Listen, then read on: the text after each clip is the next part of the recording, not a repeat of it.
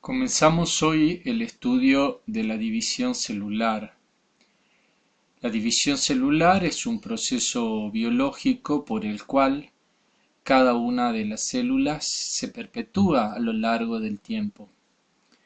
Pero existe una franca diferencia en la división celular que se establece en las células somáticas, vale decir, en las células que forman parte de nuestro cuerpo, de las células que constituyen nuestras gametas o células sexuales, como veremos más adelante. Dentro del apartado de división celular también abarcaremos previamente a ella el estudio del núcleo celular. El núcleo celular es una estructura esférica u ovalada que por lo común ocupa el interior y el centro de la célula. Y además, no siempre se encuentra francamente delimitado como único, pero es el elemento más destacado como constitutivo de la célula.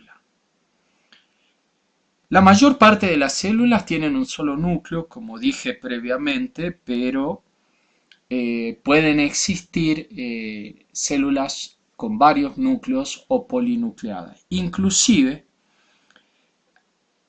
podemos decir que evolutivamente una célula de la economía humana no posee núcleo al final de su camino evolutivo, como es el caso del glóbulo rojo, pero que nace en sus inicios, en sus células progenitoras como célula nucleada. El núcleo está separado del citoplasma en las células eucariotas, como ustedes ya saben, por una membrana nuclear. La membrana nuclear, envoltura o carioteca, es una doble membrana de naturaleza lipoproteica, que presenta numerosos orificios o poros nucleares, como ustedes lo pueden ver en la proyección, que se extienden a todo lo largo de la membrana. Cada poro consiste en un grupo de proteínas circulares que rodean a una gran abertura central de alrededor 10 veces más ancha que el poro de una proteína de canal de la membrana plasmática. Estos poros lógicamente controlan el movimiento entre el interior del núcleo y el exterior del mismo, vale decir, el citoplasma. El núcleo, por dentro de la membrana nuclear, se observa o permite la observación de su contenido. El núcleo contiene uno o más cuerpos esféricos denominados nucleolos que cumplen funciones en la producción de ribosomas. Cada nucleolo es un agregado de proteínas, ADN y ARN que no está rodeado de membrana y son los sitios en donde se sintetiza el ARN ribosómico y donde éste se ensambla con las proteínas en subunidades ribosómicas. Dentro del núcleo se hallan las unidades hereditarias de las células, así llamadas, que no son otra cosa que las estructuras que van a controlar y dirigir las actividades celulares y que reciben el nombre de genes. Los genes están localizados en el contenido nuclear que en una célula en interfase, quiere decir en reposo, está formando la cromatina. Que la cromatina básicamente está formada por un ácido nucleico, el ADN y el jugo nuclear. Allí están localizados los genes en el ADN. Cada cromosoma cada estructura filiforme de cromatina en la célula interfase está formado por una cadena de genes. Y en su conjunto forman lo que se denomina el genoma.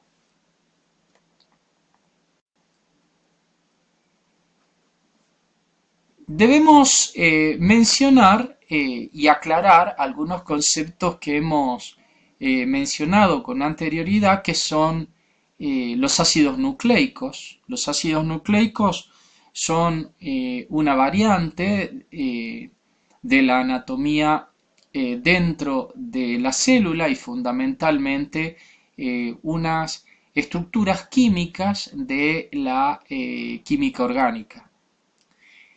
Los ácidos nucleicos pueden ser el ADN, ácido desoxirribonucleico, y el ARN, ácido ribonucleico. El ADN básicamente está constituido por bases nitrogenadas, que en el caso del ADN van a ser divididas en pirimidinas o pirimídicas y en purinas o púricas. Las bases pirimidínicas son la timina y la citosina, y las bases denominadas purina son la adenina y la guanina. Estas bases nitrogenadas se hallan unidas en el carbono 1 a un azúcar. Ese azúcar, que es una pentosa, en el caso del ADN es la desoxirribosa, quien en posición de carbono 4,5 se une al grupo fosfato. La unión de la base más la ribosa, en este caso del ADN la desoxirribosa más el compuesto de fósforo, es lo que se denomina como nucleótido. Vale decir que un nucleótido va a conformar la mitad de la cadena del ADN, pues ustedes pueden verlo en la proyección de la izquierda sobre la parte inferior. Van a ver que en el ADN es una doble cadena de nucleótidos. Es decir, vemos una base, la desoxirribosa y el fósforo que une una desoxirribosa a otra, pero a su vez una base se relaciona hacia el otro lado complementariamente con otra base que a su vez está unida a una desoxirribosa y a un fósforo, vale decir a otro nucleótido. Esa unión es complementaria. La timina se une a la adenina y la adenina a la timina, como la citosina se une a la guanina y la guanina a la citosina. Eso se produce a través de puentes hidrógenos que permiten la unión entre una cadena de nucleótidos y otro y que configuran, ¿no es cierto?, la molécula en su configuración primaria, secundaria y finalmente terciaria y cuaternaria en doble hélice del ADN, que se podría, digamos, asemejar a una cadena en caracol, en donde los pasamanos están formados por el fósforo y la desoxirribosa y los escalones están formados precisamente por la complementariedad de bases. En el caso del ARN, la diferencia estriba en que el ácido ribonucleico presenta bases, pero estas bases, que también pueden ser pirimidínicas y púricas, reemplaza la timina del ADN por el uracilo en el ARN y mantiene la complementariedad de base. Vale decir que en el ARN el uracilo será complementario de la adenina, que es la base púrica complementaria, y la adenina del uracilo. mientras que la citosina y la guanina y la citosina mantienen su complementariedad ya descrita. Ahora, el ARN, ¿cuál es la otra diferencia que tiene respecto al ADN? Que es una estructura monocatenaria. Vale decir que vamos a observar que es una cadena de nucleótidos unidas por átomos de fósforo, como ustedes pueden ver en la porción de la izquierda de la proyección en color amarillo.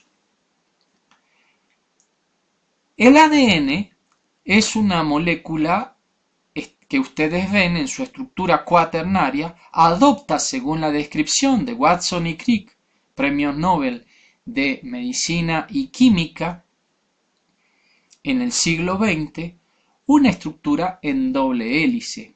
Pero cuando necesita ese ADN desde una molécula generar dos moléculas, se van a romper esos puentes hidrógenos que mantenían unidas a las bases complementarias y va a quedar una cadena molde sobre la cual se van a ir adosando sobre esas bases que quedaron como molde la complementaria correspondiente. Y se va a generar de una cadena dos cadenas que son iguales a la que le da origen, pero se puede decir que la duplicación es semiconservativa, porque mantiene una hemicadena como molde para replicar nuevamente otra cadena, como ustedes lo ven en la porción derecha de la proyección.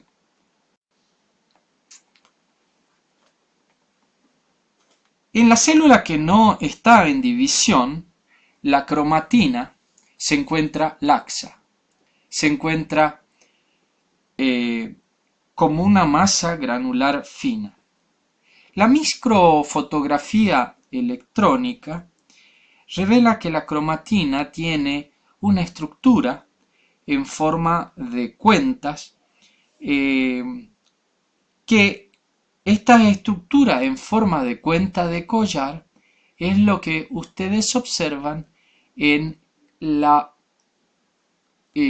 proyección que se les presenta en el segundo gráfico, en el cual ustedes ven que cada cuenta está representada por un nucleosoma, y el nucleosoma consiste en una cadena doble de ADN que se enrolla dos veces alrededor de un núcleo de 8 proteínas denominadas histonas, que contribuyen a organizar un enrollamiento y ordenamiento de la molécula del ADN. El hilo entre las cuentas es el conector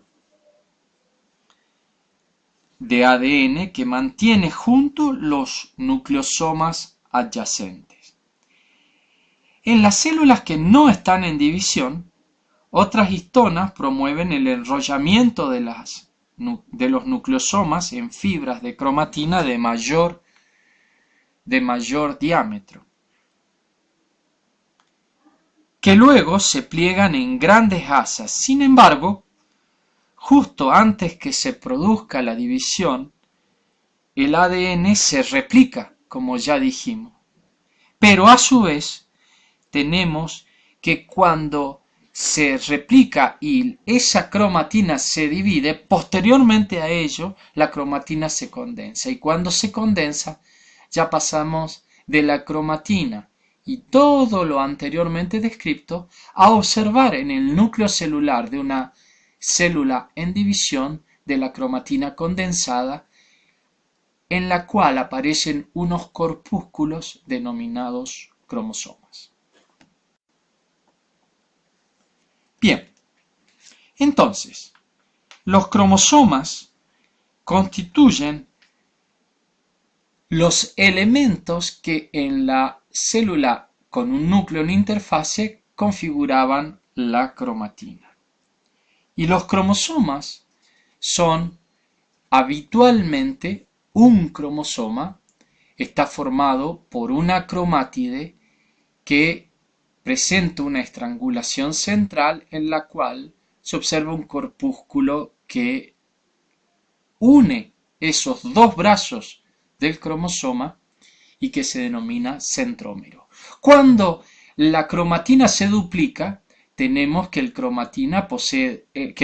cromosoma tiene dos cromátidas, como ustedes lo están viendo. Un cromosoma, al replicarse, pasa a un cromosoma con dos cromátides y un solo centrómero. Los cromosomas en las diferentes especies, dentro de las células y de todas las células que conforman ese organismo, es constante. El número de cromosomas para la especie humana en todas sus células somáticas es constante. Vale decir que hay en las células de la piel, en las células del estómago, en las células del pelo y en la neurona el mismo número de cromosomas. Vale decir que habrá 46 cromosomas, que es el número de cromosomas característico de la especie humana, para diferenciarlo de lo que son las únicas células que no poseen dentro, por ejemplo, de la especie humana, el número característico de la especie, que es 46, y que son las gametas, espermatozoides y óvulo en la mujer, que posee exactamente la mitad de cromosomas, como veremos más adelante. Estos cromosomas han determinado la aparición o el florecimiento de las investigaciones en el campo de la genómica y ha desembocado en el proyecto de genoma humano, que comenzó a estudiarse como un esfuerzo para secuenciar los casi 3.200 millones de nucleótidos que forman nuestro genoma, y fue completado en abril del 2003. Más del 99.9% de las bases nucleotídicas son idénticas en todas las personas, y menos del 0.1% de nuestro ADN, vale decir, uno de cada 1000 bases, es responsable de las diferencias hereditarias entre los seres humanos. Es importante tener presente los cromosomas porque ellos forman una estructura muy característica que, como hemos mencionado, está formado por una sola cromátide, como ustedes ven a la derecha en las células hijas, con un estrangulamiento central con un cuerpo denominado centrómero. Pero en la izquierda de la proyección ustedes ven un cromosoma replicado, vale decir, cuando el ADN se ha replicado semiconservativamente y observamos dos cromosomas unidos por un solo centrómero. Ahora, la posición de ese centrómero va a determinar diferentes tipos de cromosomas. Y vamos a ver a lo largo de esta descripción que aparecen diferentes tipos de cromosomas, variedades morfológicas de lo mismo. Los cromosomas homólogos, nótese que en un cromosoma cada gen tiene 4 copias debido a que el material genético se ha duplicado para llevar a cabo la mitosis o la meiosis.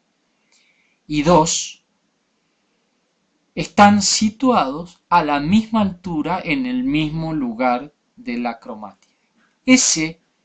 Esos genes que están ubicados en el mismo lugar, locus, a lo largo de ambas cromátides enfrentados entre sí, se denominan cromosomas homólogos y genes homólogos. Fíjense lo que yo mencionaba anteriormente en cuanto al número de cromosomas en donde cada especie tiene un número diploide o un número característico de cada especie. Así, por ejemplo, decíamos que el ser humano tiene 46. Ahora, observen ustedes que el hecho del número de cromosomas no va directamente relacionado a el lugar que ocupa en la escala zoológica o en la escala vital, porque fíjense que si bien el ser más evolucionado de la pirámide zoológica es el hombre, pero tiene 46 cromosomas, podemos encontrar un vegetal como el helecho indio que tiene 1260, o bien el ratón doméstico 40, o en el caso de la lombriz intestinal 2. Vale decir que el hecho de el número estrictamente de los cromosomas no indica directamente complejidad del organismo, sino lo que va a dar la complejidad al organismo va a ser la manera en cómo están secuenciadas esas bases y las relaciones que existan entre ellas, que es el caso del hombre. Podemos estudiar ese número de 46 cromosomas que están alojados en el núcleo cuando la célula va a dividirse. Vale decir, cuando la célula va a dividirse y condensa su cromatina, aparecen los cromosomas. ¿Podemos estudiar los 46 cromosomas? Sí. Y los podemos estudiar agrupándolos, como yo les decía anteriormente, según las características de los cromosomas. Y así tenemos que los cromosomas que poseen el centrómero en su parte media se denominan metacéntricos. Los cromosomas que encuentran desplazado hacia uno de sus extremos el centrómero se denomina submetacéntrico. Y después tenemos los cromosomas que tienen su centrómero en su extremo de cromátide, por lo tanto van a tener un solo brazo o cromátido, que son los acrocéntricos, y finalmente estarán los telocéntricos. En virtud de esa clasificación de metacéntrico, submetacéntrico, telocéntrico y acrocéntrico, vamos a realizar la clasificación y vamos a agrupar de una manera gráfica los diferentes cromosomas que constituyen el número de cromosomas del núcleo. Cuando yo agrupo según las características de los cromosomas en metacéntricos, submetacéntricos, acrocéntricos y telocéntricos, y los puedo graficar y ver, aparece lo que se denomina el cariotipo humano. ¿Y qué vemos en el cariotipo humano? Podemos agruparlo a los cromosomas en 22 pares de cromosomas que están vinculados a todas las funciones del cuerpo, vale decir, 22 cromosomas somáticos, y un par que es el denominado par sexual, que va a determinar el sexo de varón o mujer cuando las gametas se unan. Y la célula del hombre tendrá 22 cromosomas somáticos más un par sexual que va a estar constituido por un cromosoma Y prácticamente acrocéntrico y un cromosoma metacéntrico que es el X. En la mujer está constituido el cariotipo por 22 cromosomas, 22 pares de cromosomas somáticos y el par sexual, pero en el caso de la mujer van a ser 2 cromosomas X o metacéntrico. Entonces, avanzamos sobre la división celular. Y casi todas las células del cuerpo humano experimentan este proceso, mediante el cual se reproducen a sí mismas, y podemos groseramente dividir a la división celular en dos grandes apartados: la mitosis y la meiosis. Una célula somática es cualquier célula del cuerpo que no sea una célula germinal o gameta. Es decir, no son la célula somática ni un espermatozoide ni un óvulo. En la división de la célula somática, la célula sufre una división nuclear, pero también sufre una división citoplasmática.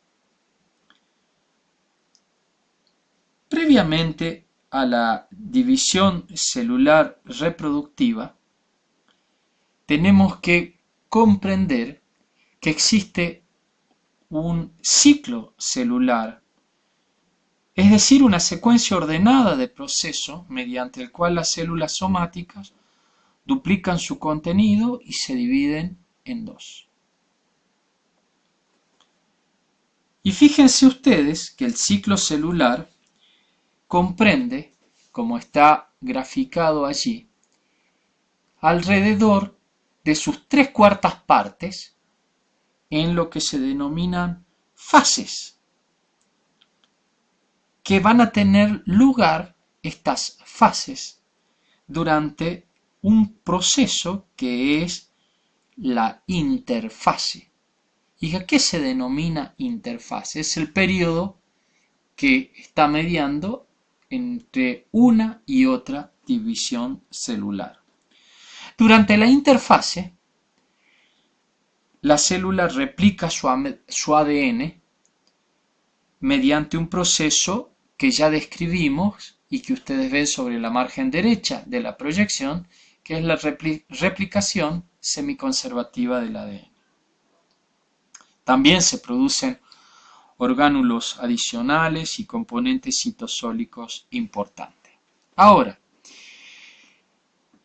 la interfase es un estado de gran actividad metabólica y en ella vamos a identificar una fase G1, un periodo o fase S y un periodo o fase G2.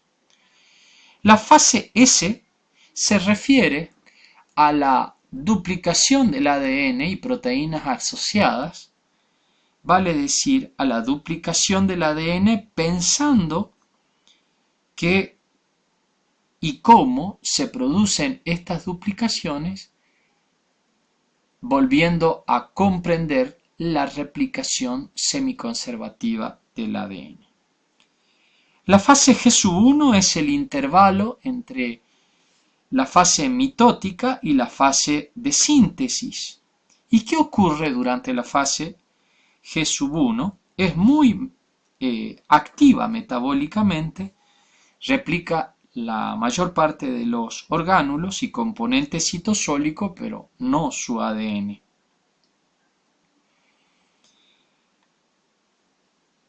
La fase S es el intervalo, como ya dijimos, entre G1 y G2, que ustedes lo ven en azul, y dura alrededor de 8 horas, teniendo, como dijimos ya, lugar la replicación del ADN. Y la fase G2 es el lapso entre el periodo de síntesis y el inicio de la división celular. Este periodo o lapso dura menos que la fase S y continúa el proceso de síntesis de enzimas y proteínas que se van preparando para la división celular.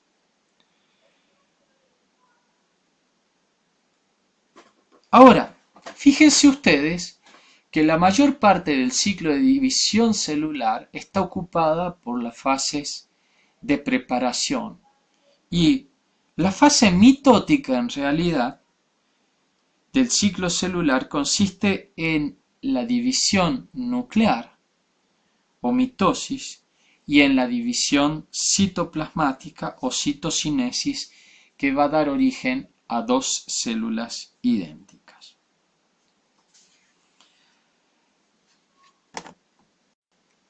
La mitosis es la distribución de dos juegos de cromosomas en dos núcleos separados.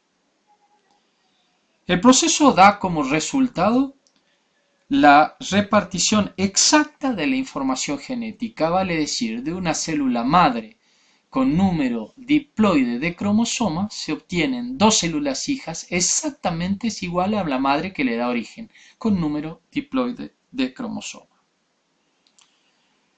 Para facilitar su estudio, si bien son consecutivos y sin solución de continuidad, la mitosis, vale decir, la división nuclear y la citocinesis, que es la división citoplasmática, están separadas entre sí, pero para permitir un estudio más organizado es que se distinguen cuatro fases. En primer lugar, tenemos la profase, en la cual existen básicamente la condensación de los filamentos de cromatina para dar lugar a los cromosomas. Vale decir, es la continuación de la fase G2. El nucleolo y membrana nuclear desaparecen, los centrosomas se dirigen progresivamente hacia los polos opuestos de la célula y se produce la síntesis del uso mitótico. En la metafase, los microtúbulos alinean los centrómeros de los pares de cromátides en el centro exacto del uso mitótico. Esta región se denomina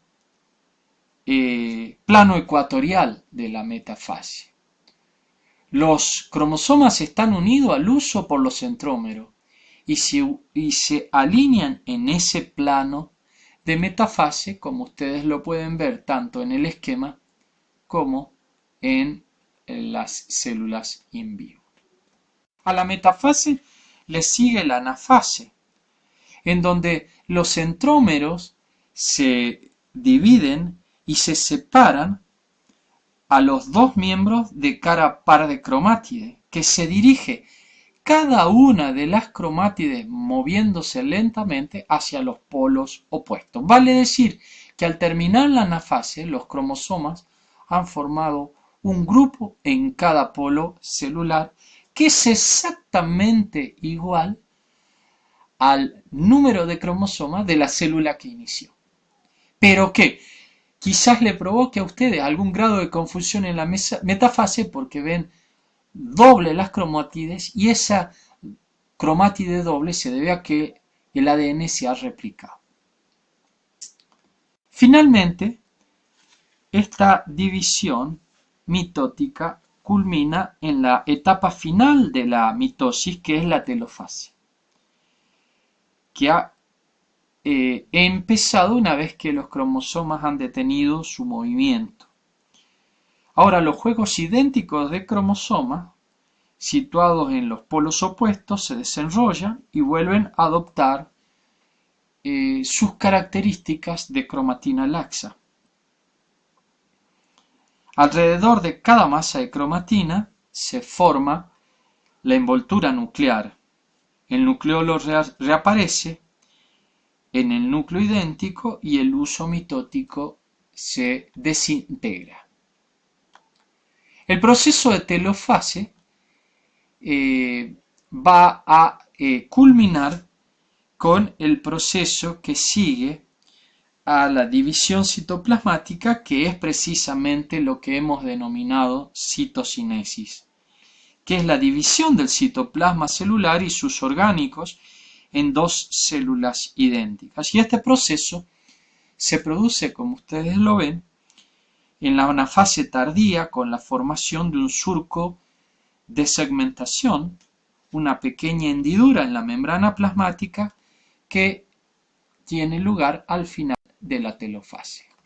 Y aquí ustedes observan la citocinesis, que es la división citoplasmática de la célula, ¿no es cierto?, que empieza a manifestarse al final de la anafase, pero que tiene lugar a través de este anillo contráctil de microfilamentos de actina que están descritos en todas las literaturas y que ustedes pueden ver que en la telofase tardía se concreta. Vale decir que la mitosis es aquel proceso de división celular en donde básicamente se va a verificar la división del núcleo, pero que también va a tener lugar la división del citoplasma o citocinesis. Un proceso diferente es el denominado división celular reproductiva. En la reproducción sexual, cada nuevo organismo es el resultado de la unión de dos gametos diferentes que se dan en un proceso llamado fecundación. Cada uno de estas gametas es producida por un ser diferente, vale decir, por un progenitor.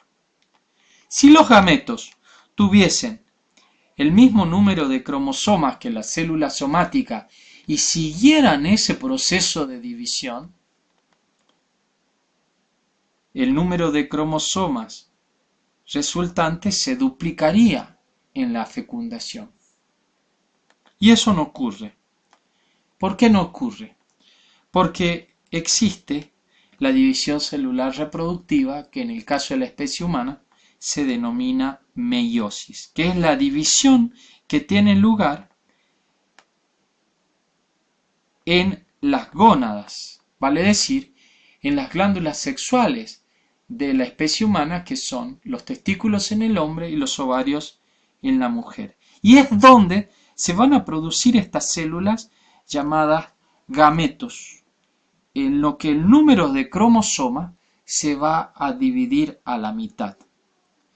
Como resultado del proceso de meiosis, que únicamente se da en células sexuales, los gametos van a contener un juego simple de 23 cromosomas. Vale decir, por ende, se van a transformar en células haploides. Y recién en la fecundación, cuando se una la gameta masculina con la femenina, se va a restituir el número diploide de cromosomas característicos de la especie humana, que es 46.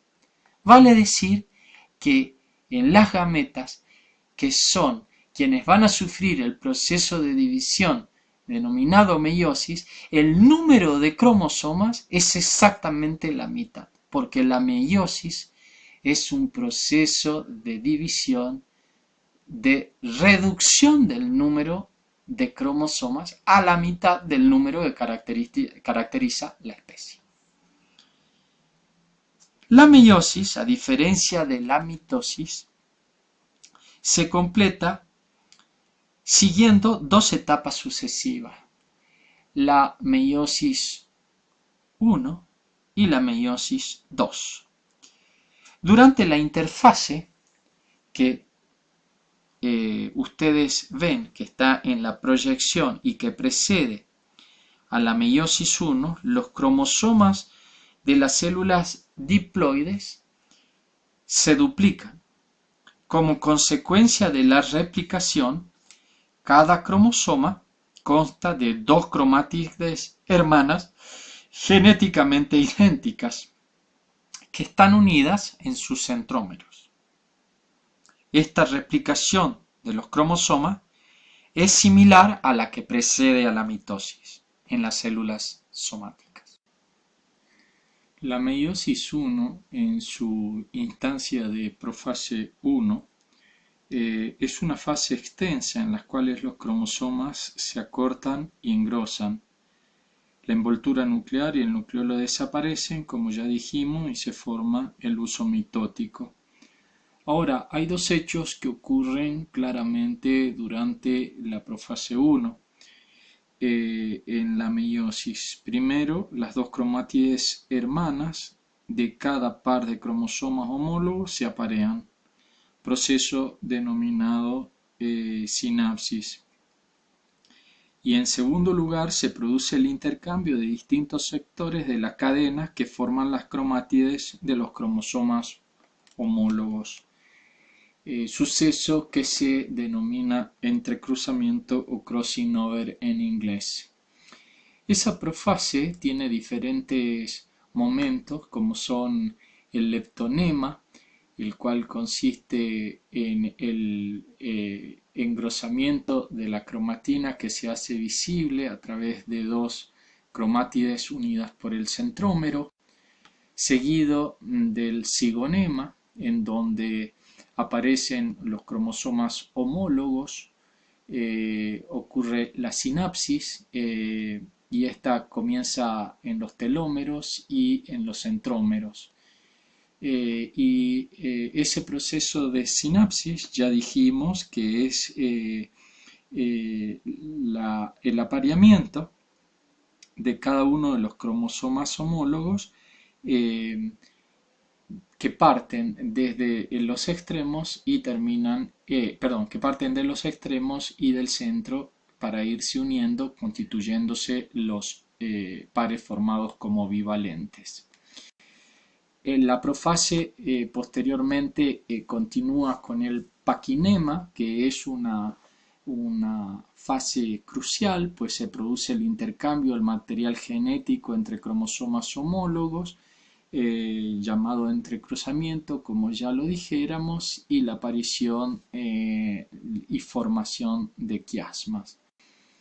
El quiasma es el lugar o lugar físico donde ocurre el intercambio del material genético crossing over. Fíjense ustedes, el punto en el cual se entrecruzan esas cromátides homólogas se denomina quiasma, y finalmente se van a intercambiar los segmentos, ¿no es cierto?, que son las cromátides recombinadas. Observen el par de cromosomas homólogos, lo que es el quiasma y finalmente la cromátides recombinadas. Para avanzar en la profase 1 al diplonema, en los cuales los cromosomas homólogos, una vez intercambiadas, los segmentos de las cromátides homólogas se comienzan a separar y siguen unidas por los quiasmas, que fue el punto de inicio del proceso de entrecruzamiento. Y finalmente la diacinesis, en la cual los cromosomas están en su máximo estado de condensación y ocurre el desplazamiento hacia la extremidad, la distalización de los quiasmas, alejándose de los centrómeros finalmente. En ese instante los centrómeros se unen al cromosoma, se unen al quiasma de las fibras del uso mitótico. Los bivalentes comienzan a migrar hacia el ecuador debido a la acción de las fibras del uso mitótico, y la membrana nuclear se rompe y el nucleolo desaparece, como ya lo dijimos.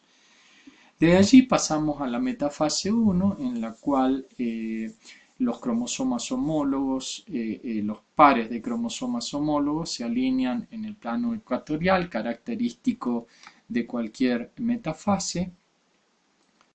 En la anafase hay la reducción del material genético, vale decir, en este punto cada uno de los pares de cromosomas homólogos se van a dirigir hacia los polos de las células, y a estos cromosomas se lo conoce como díadas o univalentes, pero que son cromosomas de doble hebra, ya que no están apareados y que han estado replicados en una fase previa. Fíjense ustedes, ¿no es cierto?, en donde tenemos el comienzo de la anafase y posteriormente la migración de las díadas omnivalentes hacia los polos. En la telofase 1 los cromosomas se desenrollan, vale decir, pierden su grado de condensación y el nucleolo y la membrana nuclear reaparecen en cada uno de los polos.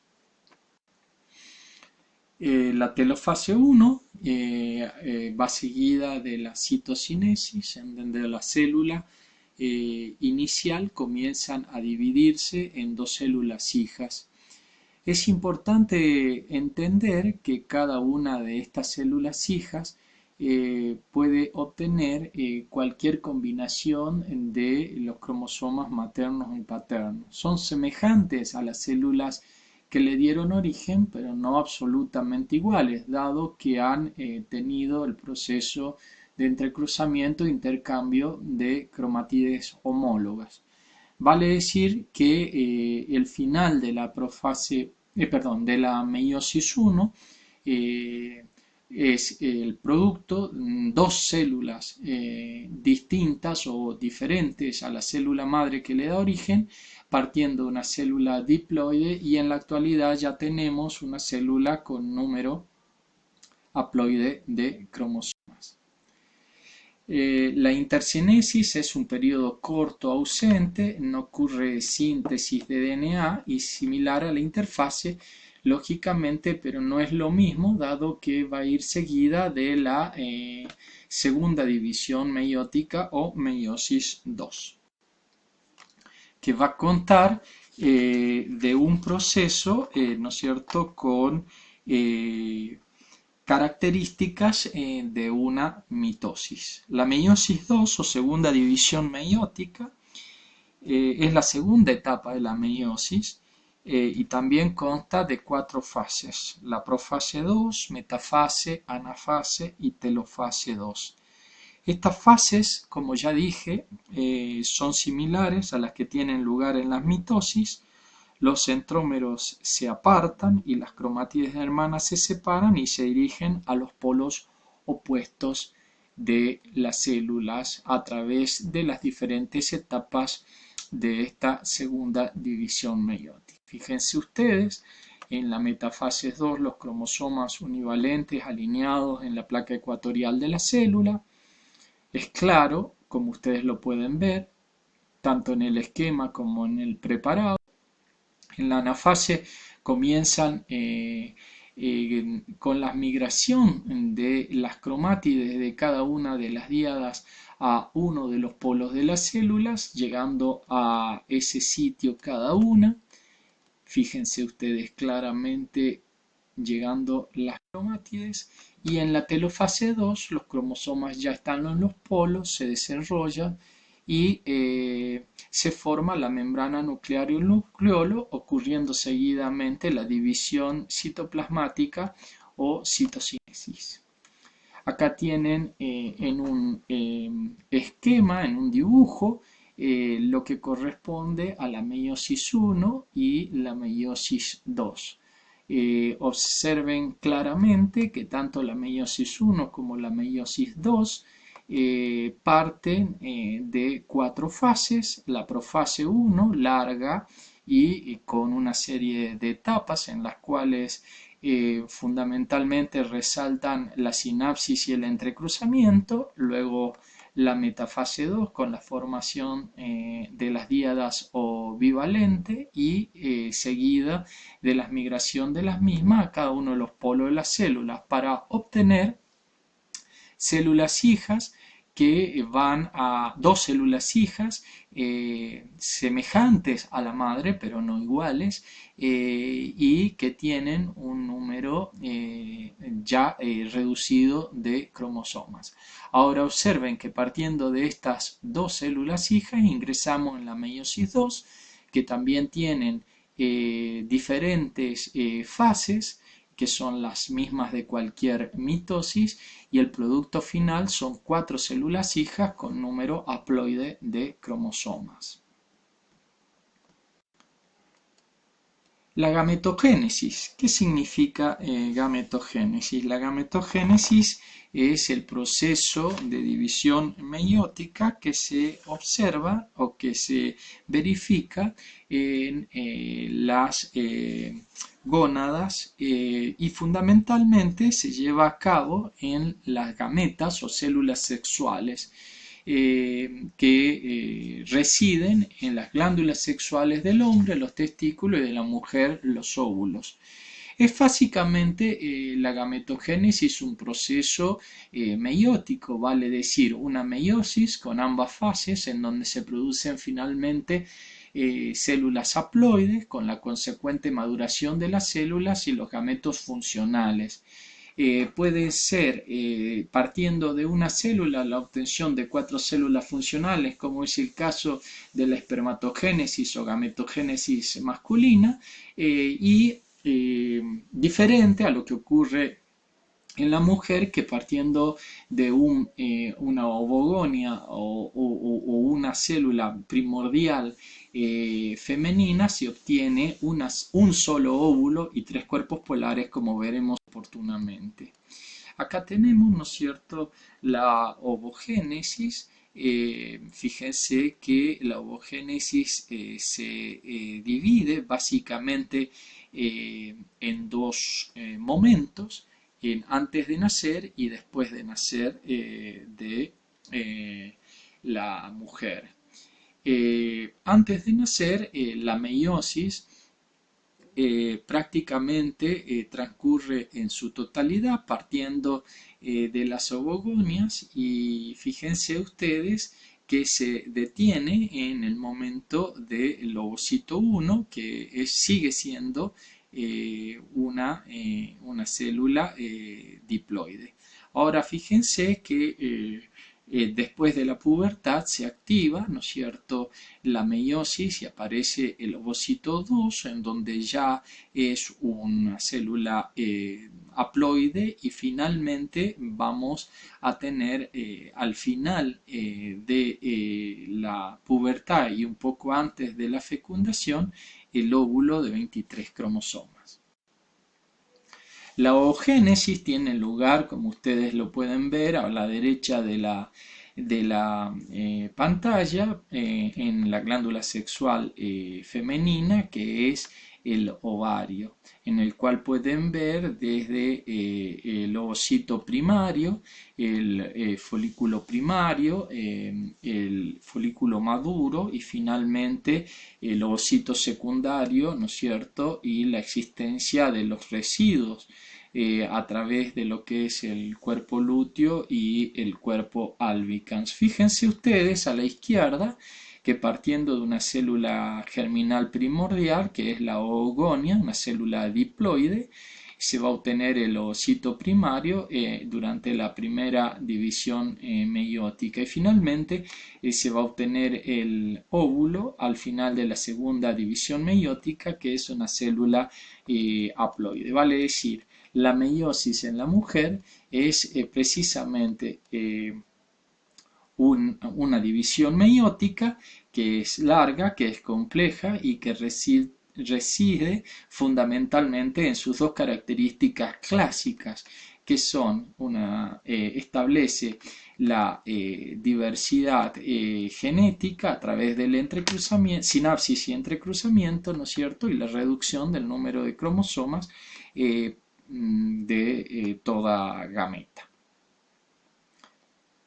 Fíjense las diferentes células que vamos obteniendo. En la oogénesis aparecen los cuerpos polares, que son células no funcionantes, y finalmente el resultado de la oogénesis es una sola célula funcionante y 3 cuerpos polares.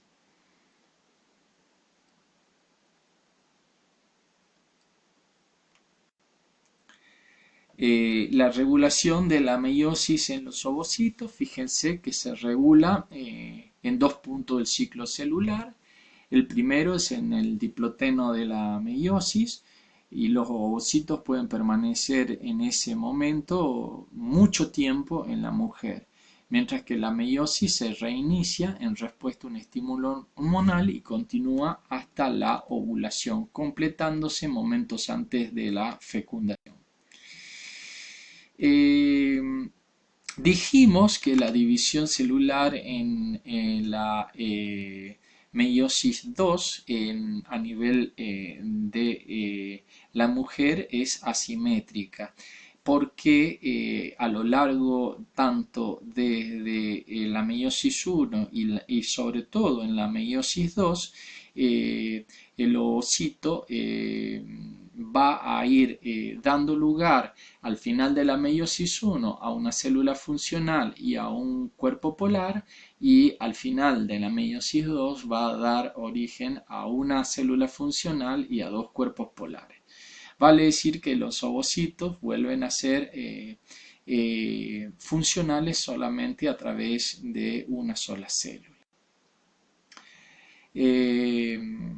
Hay un factor citostático que está involucrado y su componente primordial es una proteína en el momento que se para la división meiótica en la mujer. Permanece en la metafase 2 hasta el momento de la fecundación, como ya dijimos, en donde en el momento previo a la fusión de los pronúcleos se completa la anafase y telofase 2 de la meiosis en la mujer. Y la fertilización o fecundación, el espermatozoide se une a un receptor específico en la superficie del óvulo y se funda en la membrana plasmática.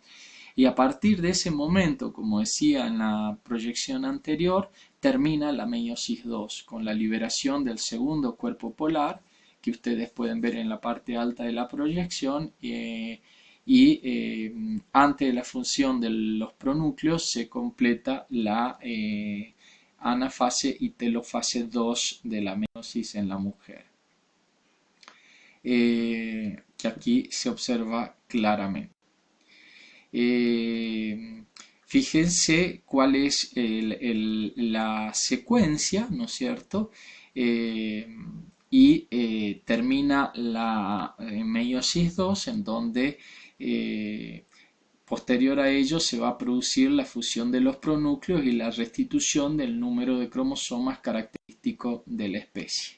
Y una vez que esto ocurre, que se fusionan los pronúcleos, se constituye una nueva célula, proceso de fecundación que en el caso del humano tiene una fecundación interna, se produce en el interior del organismo femenino, normalmente en el tercio lateral de la trompa uterina, y la conformación de un huevo o cigoto, que inicialmente será una célula y que por progresión geométrica va a ir dividiéndose en sucesivas mitosis va a ir dividiéndose en sucesivas mitosis para constituir finalmente el embrión. Al final de la primera semana va a alcanzar el útero y en la segunda semana vamos a tener el embrión bilaminar. Vale decir que de las células del embrión van a dividirse y observarse dos tipos diferentes de células. Una que constituye el embrioblasto, que en la segunda semana solamente va a estar constituida por dos capas celulares, el embrioblasto, el ectodermo y el endodermo, y el citotrofoblasto, que va a ser el encargado, o trofoblasto, que va a ser el encargado de la formación de las otras estructuras del embrión y fundamentalmente de la placenta. En el caso de la espermatogénesis es el proceso de meiosis en el hombre. En los humanos, directamente la espermatogénesis comienza en la pubertad.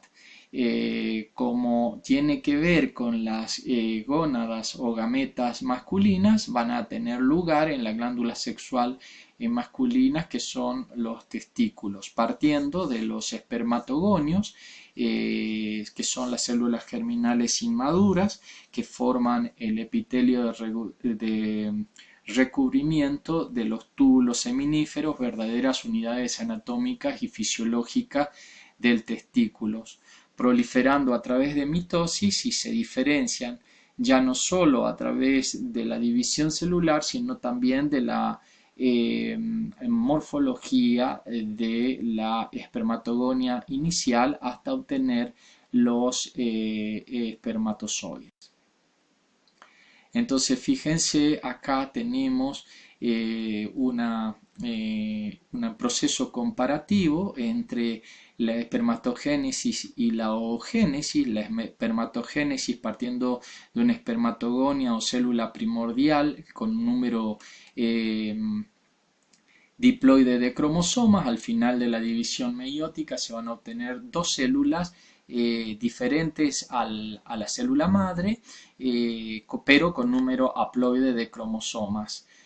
Dos células funcionantes. Y de esas dos células funcionantes, luego de la segunda división meiótica, se van a obtener cuatro células diferentes entre sí, funcionales todas. Pero observen ustedes la diferencia respecto a la oogénesis, en el cual partiendo de la oogonia primaria obtenemos al final de la primera división meiótica sí la reducción, pero de una célula funcional y un cuerpo polar, y al final de la segunda división meiótica una sola célula funcionante con número haploide y dos cuerpos polares, que es lo que constituye, ¿no es cierto?, el óvulo funcional.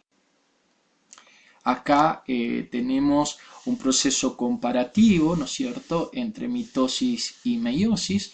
En la parte alta observan ustedes que la mitosis es un proceso corto, fásico, pero que partiendo de una célula con número diploide de cromosomas se obtienen dos células hijas con número diploide de cromosomas.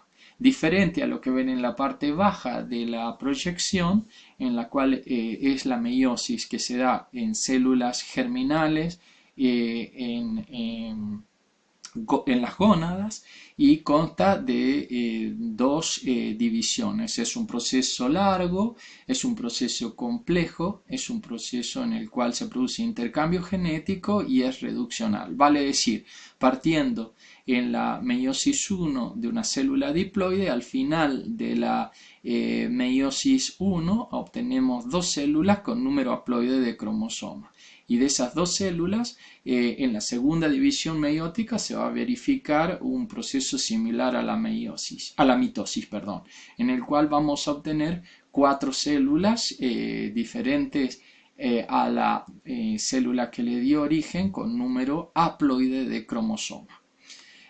Con la variante, por supuesto, según se trate del hombre y según se trate de la mujer. Y acá tenemos un cuadro comparativo en el cual vemos las diferencias sustanciales entre mitosis y meiosis que acabamos de mencionar hace un instante. Bueno, presentamos la bibliografía, básicamente son los libros ya expuestos con antelación, pero hacemos especial y ponemos especial énfasis y foco en Principio de Biología Celular de Schwarman Moreno Azorero, en Biología Celular de Robertis y en Principio de Anatomía y Fisiología de Tortora y de Rickson. Presentamos algunas páginas para consultar animaciones o películas sobre la mitosis y le agradecemos por su atención. Será hasta la próxima clase. Muchas gracias.